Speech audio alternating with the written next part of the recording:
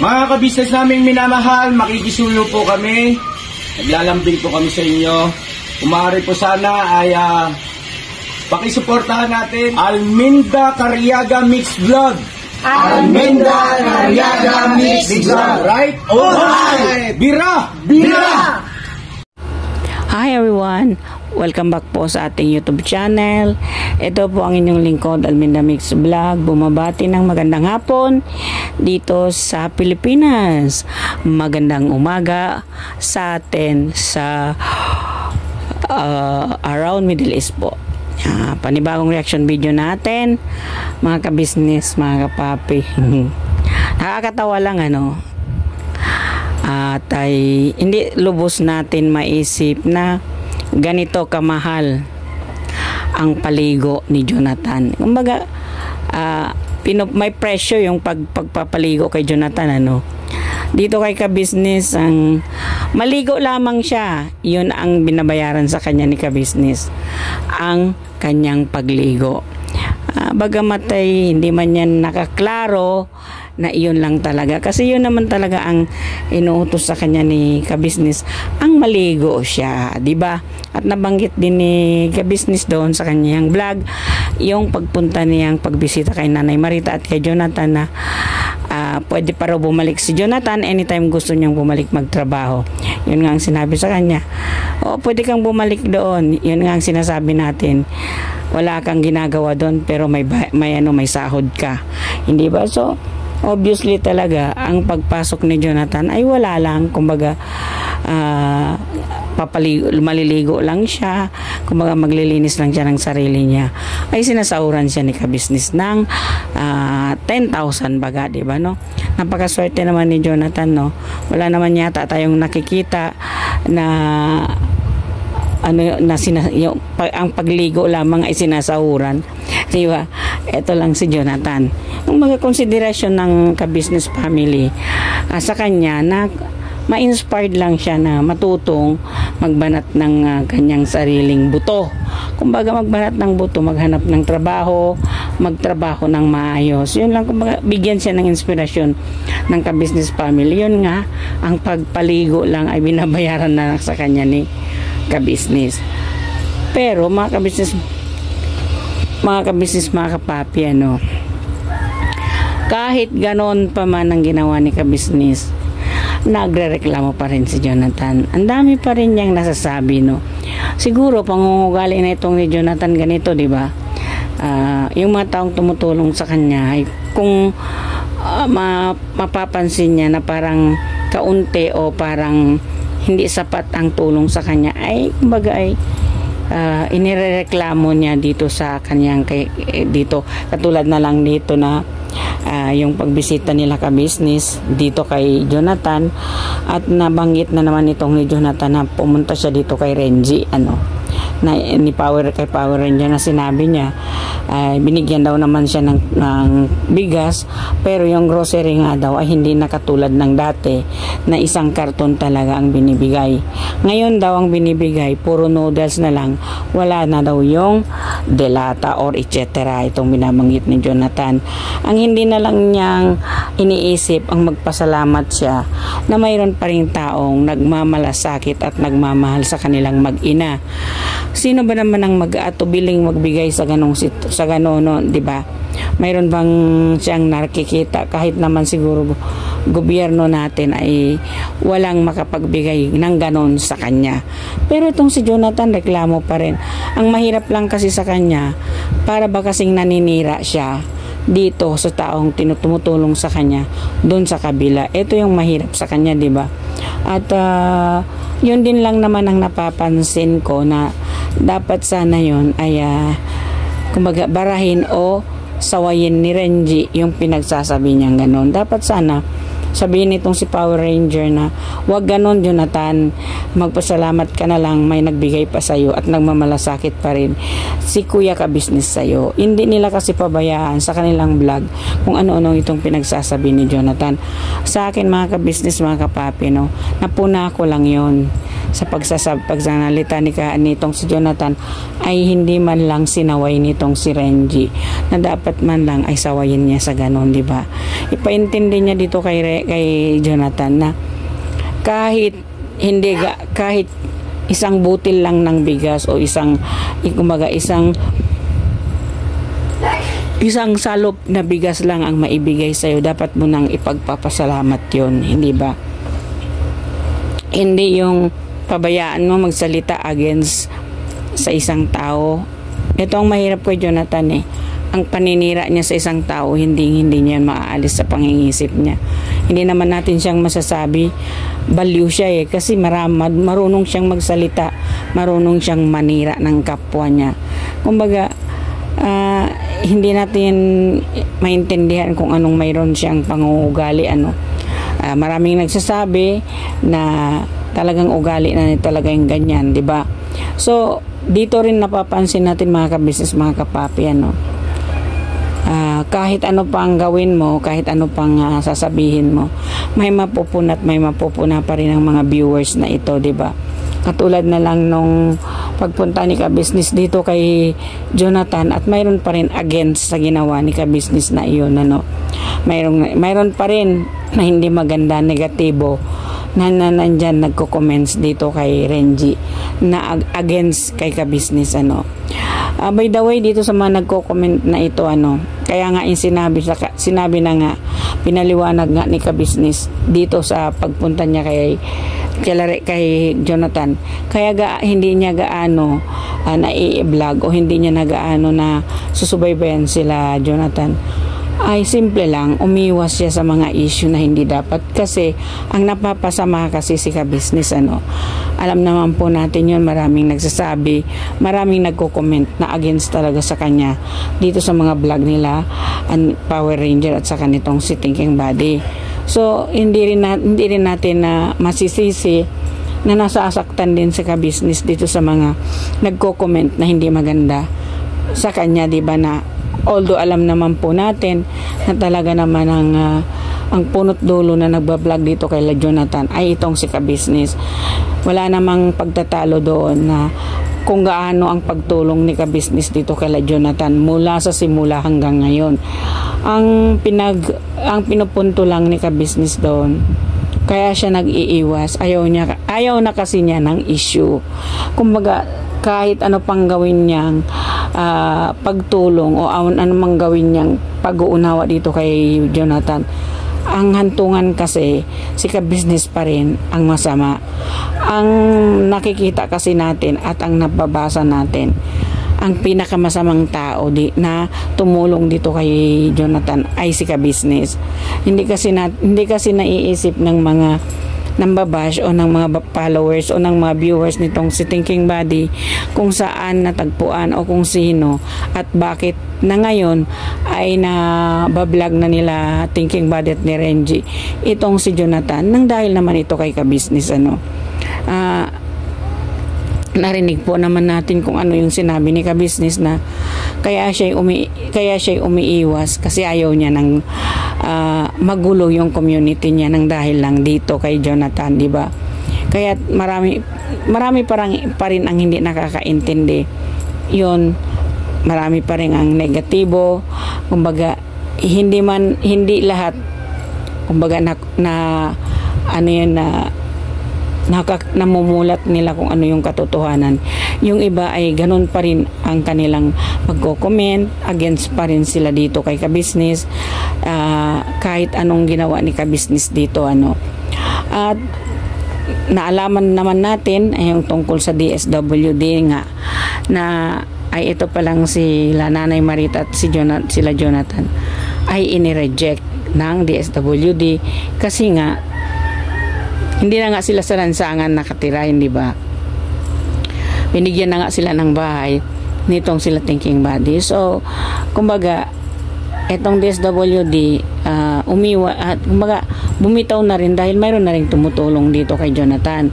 Yun na rin yun. Kasi ang pagkaano ni Kabisnes ay nireject sila ng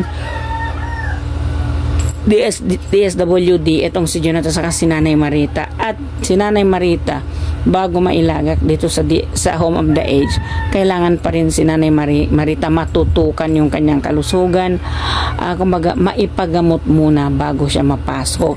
Kasi maraming sakit si Nanay Marita na napaka-complicated ng kanyang mga sakit, diba? So kailangan yung magamot muna bago siya mapasok sa home of the age, kasi para nga daw ay hindi makakahawa itong si Nanay Marita sa mga ibang kasamahan niya doon.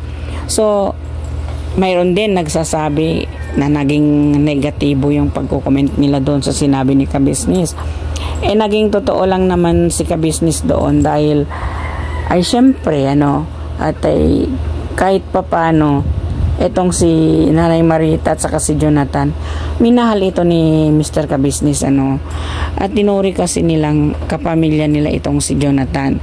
So alam naman po natin kung ano yung dahilan na itong si Jonathan ay hindi mabubuhay doon kila Kabisnes. Ang gusto niya dito siya sa lansangan, dito siya sa Kiko maninirahan. So ang layo nga naman, at ang sabi ni Kabisnes, malayo daw siya papunta doon kay Jonathan, hindi tulad ni Thinking Buddy sa ni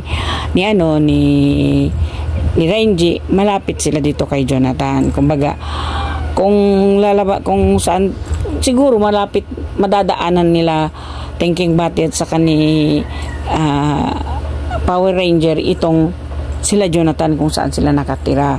Kesa naman kay Kabisnes, nandun siya malayo, kailangan pa talaga niya obligahin pumunta doon. Pero kahit ganun pa man, ay nandun pa rin ang obligasyon ni Kabisnes dito sa mag-inang ito. So sa ating mga nanonood at mga walang katapusang basher ni Kabisnes, bakit po hindi na lang natin unawain o linawin sa ating pangingisip na magkaisa na lang ang tulong, hindi ba? Hindi naman po pinabayaan o hindi naman po binibitiwan ni Kabisnes ang pagtulong niya dito sa mag-inang ito, hindi ba? Kumbaga binigay niya doon kala Thinking Buddy na ayon kay Kabisnes ay sila Thinking Buddy at Power Ranger na daw ang nangungunang nagwa-vlog dito kay Jonathan. Kumbaga siya ay kung halimbawa kailangan man ng tulong, kumbaga susuporta na lang ito si Mr. Kabisnes ay siyempre wala naman tayong hindi nakikita na halos naman talagang araw-araw na kinokontent nila itong si Jonathan, hindi ba? Kasi nga naman itong si Jonathan pumapunta dito sa kanila. Kumbaga mismo itong si Jonathan ang humihingi ng tulong dito kay Thinking Buddy at saka kay Power Ranger, financial man o sa pagkain man. Tulad na rin na ngayon na alam naman natin umalis na ito sa kanyang trabaho dito kay Kabisnes. So ang kanyang pagkaalala dito, itong si Jonathan, ay ang pambayad niya dito sa bahay 3,000 nga daw monthly ang bayad niya dito kay Ate Jenny sa upa ng bahay, at kasama na raw yung ilaw at saka tubig doon, ayon naman dito kay Ate Jenny. So mga Kabisnes, mga kapapi, sana naman tayong mga nanonood, mga viewers dyan, na kung halimbawa opposite man po yung mga inyong naniniwala kayo dito kay Power Ranger at dito kay Thinking Buddy, ay against kayo kay Kabisnes, wag na po naman natin silang bigyan ng hindi magagandang komento. Magpasalamat na rin po tayo, andyan pa rin si Kabisnes tumutulong dito kay Jonathan, kahit paano pang paninira ni Jonathan at pagrereklamo niya na kumbaga parang kulang ang pagtulong ni Kabisnes sa kanya, pero andyan pa rin si Kabisnes at sila Kabisnes kay Jonathan at Nanay Marita tutulong, hindi ba? Hindi pa rin naman binibitiwan. So sa mga nagko-comment po na hindi maganda para kay Kabisnes, iwasan na lang po natin sa ganon, kasi wala naman pong ginagawang hindi sang-ayon si Kabisnes para kay Jonathan at saka kay Nanay Marita. wala naman natang against si ka-business sa mga ginagawa nitong Thinking Body at saka si Power Ranger sa pagtulong nila dito kay Nanay Marita at kay Jonathan.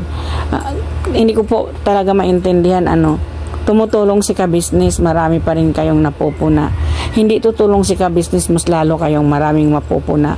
Hindi na po natin alam kung saan natin ilalagay si ka-business sa mga viewers na ito na kahit anong gawin niya, pagtulong o pagmamalasakit dito kay Nanay Marita, noon pa man, may napupuna pa rin tayo mga viewers o nagko-comment o ayaw kay ka-business, hindi ba? Kung hindi naman niya natutulungan, ay mas lalo nilang didiinin at mas lalo nilang papahiya o mas lalo nilang didikdikin si ka-business, di ba? Hindi na po natin sana dapat gawin yung ganon kasi hindi na natin alam saang lulugar si ka-business, di ba? Kasi lahat namang ginawa na niya, wala naman na siyang pagkukulang dito kay Jonathan, hindi ba? Pagkukumbinsi kay Jonathan, nandyan pa rin hanggang ngayon. Sadya naman talagang matigas ang ulo ni Jonathan, hindi ba? Masisisi na ba natin si ka-business kung sa katigasan nitong si Jonathan ay kumbaga matatalo si ka-business sa katigasan ng ulo ni Jonathan, hindi ba? So, sinunod lang naman ni ka-business kung anong yung gusto ni Jonathan. Ngayon, marami nang nasasabi at marami nang napupuna yung mga viewers na against kay ka-business, At dito sa mga ganitong mga viewers, bakit kaya hindi ninyo subukan na tulungan si Jonathan at malaman ninyo kung gaano kahirap ang tumulong, lalo't lalo na pag wala kang maitulong. So, nanonood na lang tayo, may napupuna pa rin tayo na wala naman tayong naiambag sa kanila, Dito sa mga viewers na mahilig pong mag-comment ng negative kay ka-business, wala naman kayong malaking ambag, di ba? Wala rin naman kayo na itulong, di ba? Kung hindi yung paninira o pambabas ninyo dito kay ka-business, na wala naman kayong nagagawa kundi yung pamumuna ninyo kay ka-business, di ba? Wala naman kayong naiambag. Ano bang naiambag ninyo? Di ba?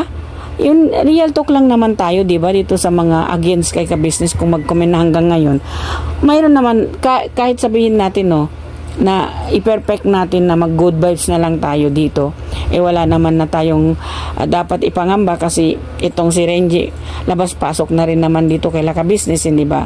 Pumupunta naman silang dalawang mag-asawa dito kay ka-business at itong si Thinking Body at saka si ka-business ay hindi naman na kumbaga ay nagpapasalamat lagi itong si ka-business kay Thinking Body sa pagtulong niya kay Jonathan. Pero mayroon namang ilan pa rin ang against pa rin sa pagtulong ni ka-business dito kay Jonathan. So kayo, etong mga mangilan-ngilan na nagko-comment dyan kay ka-business o dito kay Thinking Body against kay ka-business, subukan ninyo kaya na kayo rin ang tumulong para may maiambag naman kayo dito kay Jonathan. Huwag na lang yung puro pamumuna ninyo kay ka-business ang inyong gagawin. Mangambag kayo para malaman ninyo kung paano tumulong, lalo't lalo na wala kang maitulong. Hindi ba mga ka-business, mga kapapi? So sana po may napulot tayo sa ating mga pangre-reaksyon. Hindi man po akong perpekto, pero sana po ay wag na lang natin laging napupuna itong si ka-business na wala namang ginawa kundi ang pagtulong at pagmalasakit dito sa mag-inang Jonathan at Nanay Marita. Kung nagustuhan po ninyo ang aking reaction video na ito, paki-share and likes po ng aking mga reaction video at don't forget to subscribe my YouTube channel po, Alminda Mix Vlog. At wag rin po natin kalimutan i-subscribe Ka-Business Official, Papa Dins TV at Ka-Business Family.